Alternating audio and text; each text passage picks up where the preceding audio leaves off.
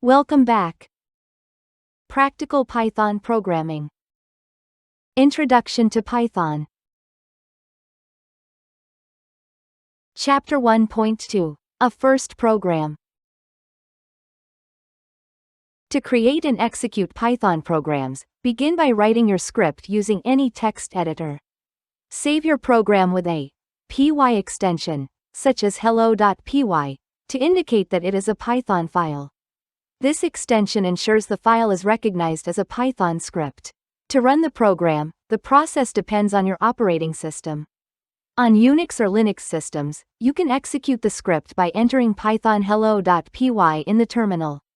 For Windows, you have the option to either use the file name directly if Python is added to the system's path or specify the full path to the Python interpreter. A sample program, such as the Sears Tower problem, illustrates these principles. In this example, the program calculates how many days it takes for a dollar bill, doubled daily, to exceed the height of the Sears Tower.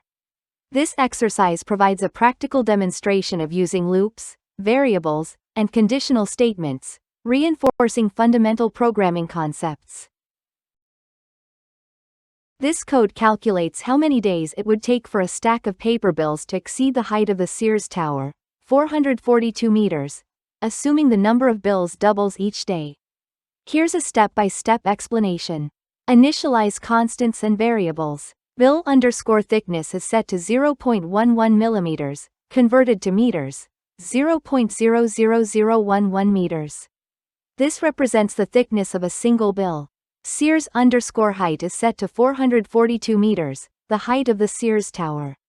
Num_bills is initialized to 1, representing the starting number of bills. Day is initialized to 1, representing the first day. Simulate daily doubling. The while loop runs as long as the total height of the stack of bills, num_bills times bill_thickness, is less than the height of the Sears Tower, Sears_height. Inside the loop, the current day, the number of bills, and the total stack height are printed. Day is incremented by 1 to move to the next day. Num_bills is doubled to simulate the daily doubling of the number of bills.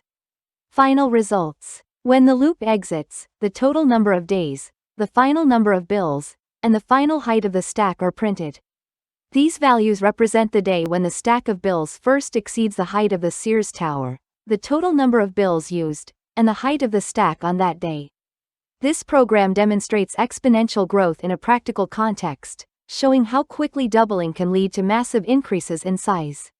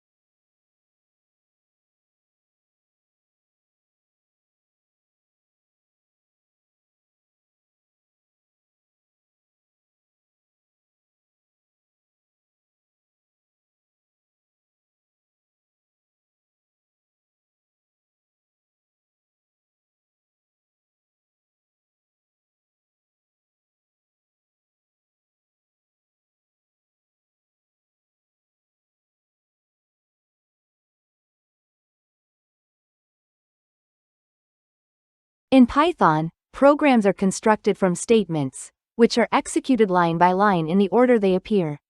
Each statement performs a specific action, and Python processes them sequentially. Comments, on the other hand, are lines of text starting with the hash symbol.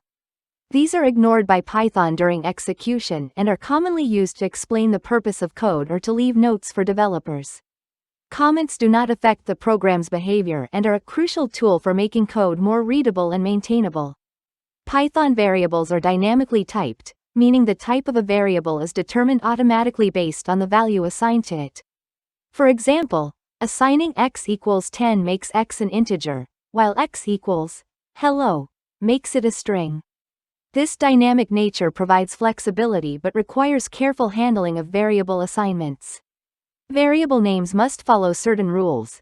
They can include letters, numbers, as long as the name doesn't start with a number, and underscores. Python is case-sensitive, so these name variables would be recognized as three distinct variables. Understanding these principles helps ensure clarity and correctness in Python programming. In Python, indentation is a fundamental aspect of the language and is used to group blocks of code together.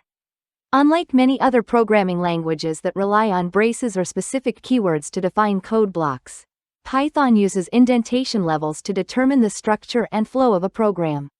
For example, all the lines of code that are part of a loop or conditional statement must be indented at the same level to indicate they belong to the same block.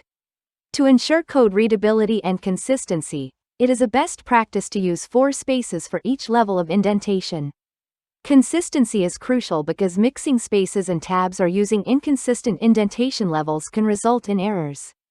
Following this guideline makes the code easier to read and maintain, while also preventing syntax errors that might arise from improper formatting. In Python, while loops are used to repeatedly execute a block of code as long as a specified condition evaluates to true. This makes them useful for scenarios where the number of iterations is not predetermined but depends on the state of the condition during runtime. The structure of a while loop begins with the keyword while, followed by the condition to be checked. If the condition is true, the indented code block beneath it will execute. Once the block completes, the condition is re-evaluated. This process continues until the condition becomes false, at which point the loop terminates, and the program moves to the next section of code. This flexibility allows for efficient handling of dynamic and iterative tasks. In Python, if-else statements allow you to execute specific blocks of code depending on certain conditions. These statements enable decision-making in your program by evaluating logical expressions. The if keyword checks the first condition, and if it evaluates to true, the associated code block runs. If the initial condition is false, you can use elif, short for else if, to check additional conditions in sequence. Each elif block is evaluated only if the preceding conditions were not met. Finally, the else statement serves as a fallback or default option, executing its block of code when none of the prior conditions are satisfied. This structure ensures that the program responds appropriately based on the given inputs or circumstances. Here's an example of using an if-elif-else statement in Python to compare two variables, a and b. The program begins by checking if a is greater than b. If this condition is true, it prints the message, a is greater. If the first condition is not met, the program moves to the elif block to check whether a and b are equal. If they are, it outputs a equals b. Finally, if neither of the previous conditions is true, the else block executes, printing a is smaller. This structure demonstrates how conditional statements can guide program flow based on logical evaluations. Python provides the input function to interact with users by capturing typed input from the keyboard. For instance, you can prompt the user to enter their name using the statement name equals input, enter your name. This line displays the message, enter your name, in the console and waits for the user to type a response. Once the user provides their input, it is stored in the variable, name. To respond to the input, you can use the print function, as shown in the example print, hello, name. This will display a greeting message that incorporates the user's input, such as, hello, Alice, if the user entered, Alice. This demonstrates how Python handles user interaction effectively. The print function in Python is used to display output on the screen. By default, it appends a new line after printing, but you can suppress this behavior using the end parameter. For example, the statement print, hello, end equals, prints, hello, without a new line, allowing further output to appear on the same line. This is useful for customizing output formatting. When it comes to debugging, Python developers often encounter two main types of errors: syntax errors and logical errors. Syntax errors occur when the code violates Python's grammatical rules, such as missing a colon in a loop. Logical errors, on the other hand, result in unexpected program behavior even though the code executes without syntax issues. To troubleshoot these errors effectively, Python provides detailed traceback messages. These messages help identify the source of the error, including the specific line in the code where it occurred, making debugging more straightforward. Exercise 1.5, titled The Bouncing Ball, is a practical task designed to reinforce programming concepts. In this exercise, you will simulate the motion of a ball dropped from an initial height of 100 meters. Upon hitting the ground, the ball bounces back to a height equal to 3/5 of the previous height.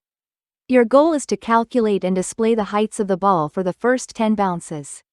The output should be presented in a clear tabular format, showing the bounce number and the corresponding height. For example, after the first bounce, the height will be 60.0 meters. After the second bounce, it will be 36.0 meters, and so on. This progressive reduction in height will continue until the 10th bounce. This exercise challenges you to use loops effectively to calculate and format the output, ensuring the results are precise and visually organized. Here is the solution to exercise 1.5, the bouncing ball. This code simulates the behavior of a ball bouncing, where the ball loses 40% of its height on each bounce. The program calculates and displays the height of the ball after each bounce for a total of 10 bounces. Here's a detailed explanation. Initialize variables. Height is set to 100, representing the initial height from which the ball is dropped. Bounce is set to 1, representing the count of the first bounce. Simulate bounces. The while loop runs as long as bounce is less than or equal to 10, ensuring that the height is calculated for 10 bounces. Inside the loop, the ball's new height is calculated by multiplying the current height by 3/5, or 60%, simulating the loss of 40% of its height with each bounce. The current bounce number and the new height, rounded to 4 decimal places, are printed.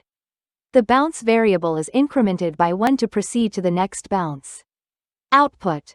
For each bounce, the program prints 2 values, the bounce number and the height of the ball after that bounce. The height decreases progressively, demonstrating how the ball's height diminishes over time. This program provides a simple way to model energy loss during bouncing, illustrating the concept of exponential decay. Exercise 1.6, titled Debugging Sears Program, focuses on identifying and fixing errors in a provided code snippet. The task involves debugging a program that contains mistakes, such as a name error caused by a misnamed variable. Your objective is to analyze the code, pinpoint the issue, and implement the necessary corrections to ensure the program runs as expected. This exercise emphasizes the importance of careful examination of error messages and logical flow to resolve bugs effectively.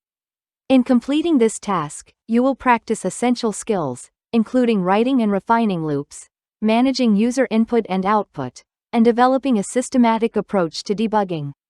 This hands-on experience will strengthen your ability to troubleshoot and enhance the reliability of your code. Exercise 1.6. Debugging the Sears program. The code provided for the Sears Tower problem has a bug in the day increment line. Specifically, it uses days plus 1, but the variable days is not defined anywhere in the code. It should instead use day plus 1 to increment the current day. Thank you for watching. Please comment, like, subscribe. Talk to you again.